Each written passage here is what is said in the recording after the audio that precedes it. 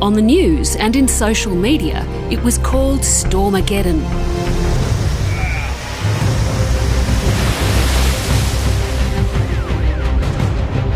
A ferocious weather event that tore down Australia's east coast in the first week of winter. In just a few days, it wreaked havoc from Queensland to Tasmania. Waterfront foundations were swept away. Extreme flooding caused deaths, widespread road closures and evacuations. As the clouds cleared, the debate began on whether STORMAGEDDON was truly a weather system out of the ordinary or part of a new trend. Certainly in the last 50 years, we haven't really seen any trends. That's the sort of thing we're going to see in the future. The subtle shift makes the storms more intense. How are storms changing across Australia? And is this a taste of our climate change future?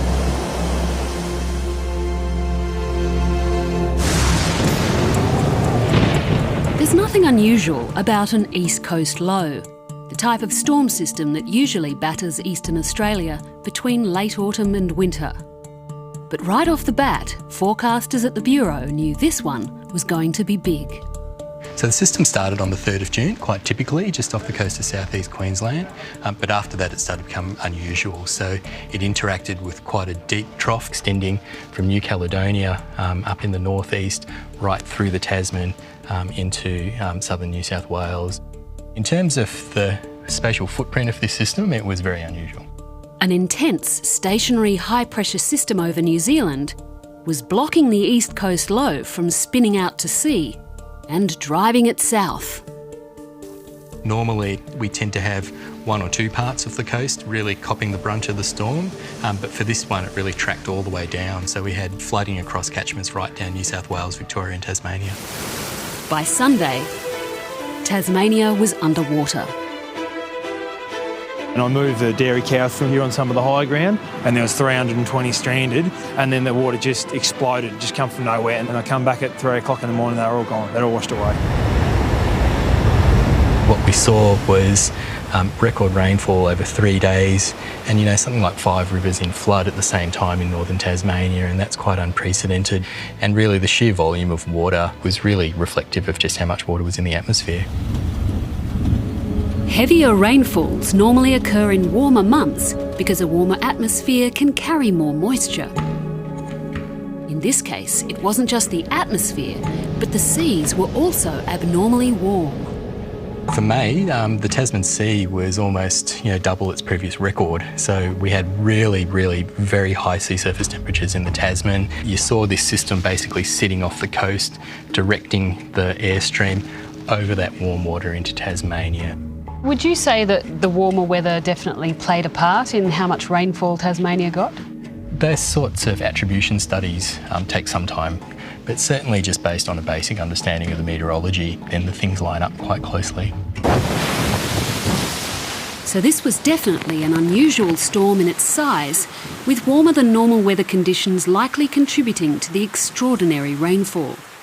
But surprisingly, these East Coast lows are predicted to decrease, not increase in frequency as the climate warms. And that's largely because the atmosphere becomes a bit more stable under climate change. So both the tropical cyclones and East Coast lows, there's an overall likely reduction in number, but the proportion of these heavier storms tends to increase, and that's because when the meteorology is right, we've just got that much more energy for the storm from the sea surface temperatures underneath. A team at the University of New South Wales have also found tropical expansion from climate change is likely to push more East Coast lows off the mainland. We're likely to see a shift of the storm tracks to the south. And that just means that, we're still going to get storms, they just won't hit. They'll hit further south than they currently do. So that's why we might see a decrease in the frequency of them. A decrease in frequency doesn't mean a decrease in damaging events, because what we're saying is climate change will also bring rising sea levels and bigger waves. Big waves and high seas were a major damaging force in this recent storm, and they took particular aim at the southern end of beaches. Some of the most spectacular damage was seen here at Collaroy in New South Wales. This is the largest erosion event that I've seen in my career working on the Australian coastline. We saw the beach narrow by as much as 50 metres. We saw a swimming pool on the beach. A lot of sand was moved. I'm standing here on a rock wall that was built to protect the property behind me. Usually you can't see any of these rocks because the sand completely covers them. In total, around 40 metres width and several metres depth of sand disappeared from the beach. But apparently, it all comes back.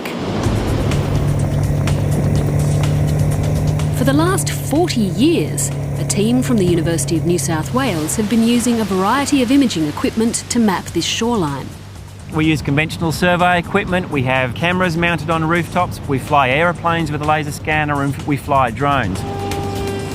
What we're trying to understand is how the sand is moved by the ever-changing wave and water level conditions. Over the 40-year monitoring program here at Narrabeen Collaroy, there's actually been no sand lost. Although the beach has shifted in shape, the overall volume hasn't changed. Sand is stripped from the dunes and deposited out in the sandbars, but it always comes back.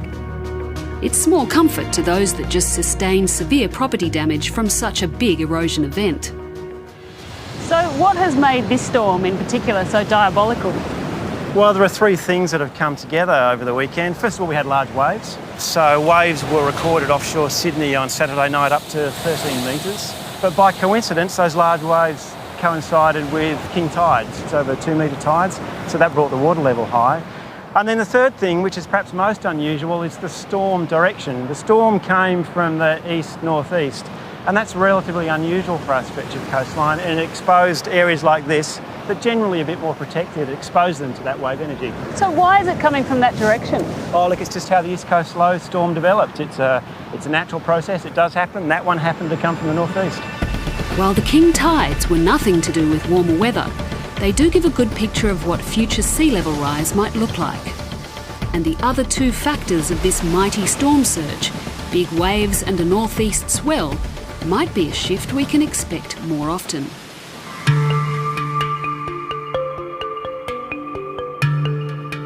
It couldn't look less like Stormageddon at Hawke's Nest in New South Wales, but it's here I'm starting to understand why the northeast shift had such a powerful effect. This black nor'easter generated waves 1,500 kilometres away, almost into the Coral Sea. These long wavelength waves, as they moved across the continental shelf, were shoaling to produce very high wave heights. 15 to 25 foot faces were surfed during this period and produced the storm erosion along the coastline. So why do they call it a black nor'easter? Black nor'easter refers to the skies go black, dark grey, the winds are gale force. We don't think of high pressure systems capable of producing storm waves. But when those high pressure systems become really intense, the winds off them produce these large waves. And when combined with an east coast low, they produce the most extreme storm wave environment. Normally we think of a high pressure system as bringing calm and lovely weather like today, but the intense high over New Zealand not only squeezed Stormageddon into the coast, it fueled it with the intense, warm, moist winds that brought such dramatic rainfall. Ian Goodwin is a paleoclimatologist, and as he digs into our stormy past, he's convinced we'll see more and more of these big blocking highs and black nor'easters. When most of us go down to the beach, we see sand. But for us, we look at the sand much like someone studying tree rings, or if we're studying the layers in an ice core, that each successive period of coastal deposition or erosion is actually recorded within our undeveloped coastline. We use aerial LiDAR to produce fine resolution digital elevation models, and then we use ground penetrating radar to look into the sand deposition. We then need to know when each of these periods occurred. When a sand grain is deposited by waves on a beach and then buried by the next wave, its clock, or how long it's been buried, starts at that point.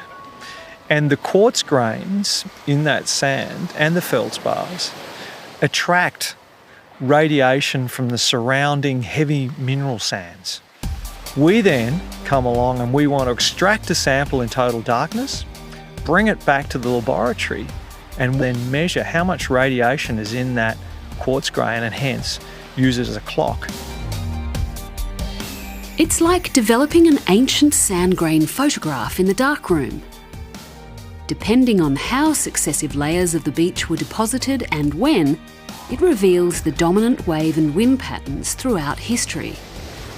One of the things I got excited about when I saw that storm developing was that was the type of system that we had reconstructed as being much more frequent during the period from about 1650 AD to 1800 AD. During each stormy period when the black nor'easter was more frequent, it was also a period of tropical expansion. And that's what's happening in today's climate.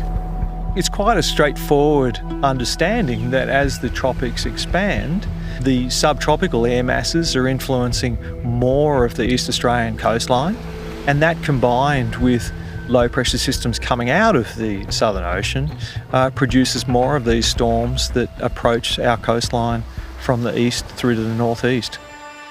If Ian's predictions are right, the explosive wave, wind and rain combination of Stormageddon will become a more regular feature of our climate change future. It may leave the southern ends of beaches particularly vulnerable to property damage. While storm surge affects those close to the beaches, it's flooding from torrential rains that can grind whole cities to a halt.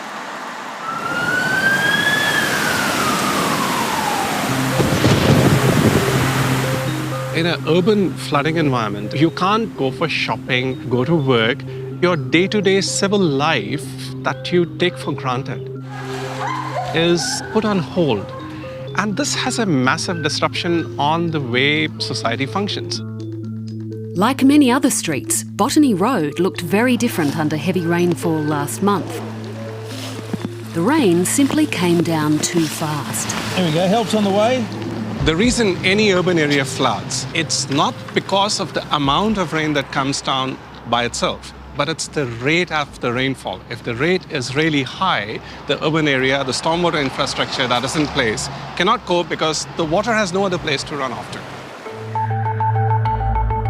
At the University of New South Wales, Professor Sharma and Conrad Wasco have been looking at how rainfall patterns have changed over more than 40 years. We looked at a collection of storms, something close to 40,000 storms across Australia, all climate zones in Australia. And we found consistently the storms were getting more intense, more concentrated in time and in space. And this is what is so impactful. This is why the study has been noticed so much across the world. As storms shrink in space and time, stormwater systems increasingly fail. Get this 2 or 3 minute bursts of rain that are massive. This peak flood cannot anymore be contained by the infrastructure that was designed many years ago to withstand a flood that would be spread over a longer period of time. And we found a 100% result. All the locations that we looked at were finding exactly the same pattern, that the storms were intensifying with warming climates. The research here at the University of New South Wales is the first to show that flooding from storms will increase in cities due to climate change. We can never blame any single storm on climate change, and the so-called Stormageddon is no exception. But it's an interesting example because its influences include warmer, higher seas and a warmer atmosphere, all predicted to intensify the effects of storms in the future. So what, if anything, can we do to prepare? When it comes to floods, hanging on to our green spaces within urban environments is vital to cope with more intense bursts of rain. If you have that storm fall on concrete, it will come out as a very intense flood. If this storm falls on to a landscape that can absorb the impact of the storm, it will dampen the flood peak that just stretches the flood out to a longer time span. If the flood gets stretched, then that intense peak that you were having, that comes down. With greater storm surge due to sea level rise, we may need more mitigation strategies like beach replenishment. But ironically, bigger storms from the northeast may help with that. Storms are seen as evil. They're the bad guys because we see what they produce in terms of storm erosion, and we look at houses falling into the ocean and so on. But in fact, whilst they are causing that erosion, the higher wave energy out in the deeper water is actually mobilising sand on the seabed and helping to transport that towards our coast. So a decline in storm activity means less sand transported to our coast, and hence our coastlines would recede faster with sea level rise. So we need to wish for more storms.